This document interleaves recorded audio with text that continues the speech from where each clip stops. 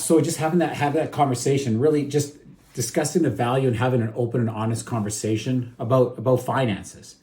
Whether it's with your spouse, kids, parents, even friends, by approaching these discussions with, I think, humility and really curiosity is a big piece of that. You can actually strengthen your relationships and gain a lot of wisdom from people around you, because they all have different experiences. You have different experiences. They see things differently than you do. And so getting that information from other people can benefit a lot. And that's why I really lean into the side of just being curious, not about comparing or to compare to see if you're better off than them or if you're worse off or anything like that. It's just, hey, what are you doing? What's going on? What's happening on your side? So I really encourage that curiosity. So the first one I wanted to work with is just, I know we talked about this a couple times, is just talk about money with your spouse. And I think this is probably the most important financial conversation you're going to have, and it's something that you should be communicating with regularly on this topic, and having conversations a lot on this type of stuff, not just one time and one and you're done kind of thing. That's not the case. But actually, because one thing I was reading about, according to a study by Fidelity Investments, over 40% of couples don't even know their partner's salary.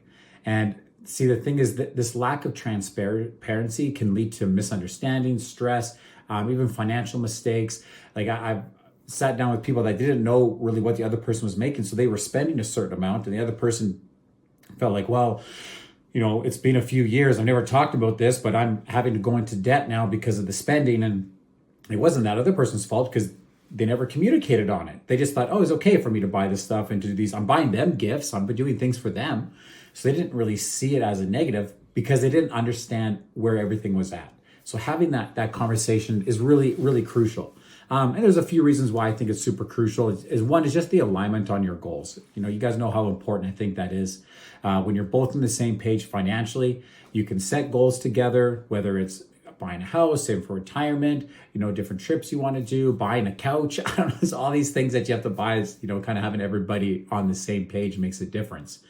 And yeah, I often talk about just how money conversations in a relationship should be dream driven rather than focused on numbers. It's focusing on what you want to accomplish, what the purpose of what your money really is, rather than just talking about dollars or things you can't buy or can't do. So I definitely think it's important to look at that. We're putting our money where it's important versus just spending our money on whatever's convenient. But another reason, having that conversation with your spouse is just, helping with problem solving. Money issues can create tension. I'm not sure if any of you guys in a relationship have felt that tension. I have. But being open about where you're at can help you guys face challenges together, and just approaching your finances as a team, not adversaries. And it's just really building trust. Financial honesty builds trust, which is, I think, a major foundation to having a strong relationship. And if you're transparent with your spouse, they're likely to feel more secure, more comfortable being honest with you as well too. Because no one's perfect. No one has it all figured out. No one knows exactly what to do. People come from different backgrounds, different strengths, and you're at different places. So being able to communicate and knowing where everyone is makes a big difference.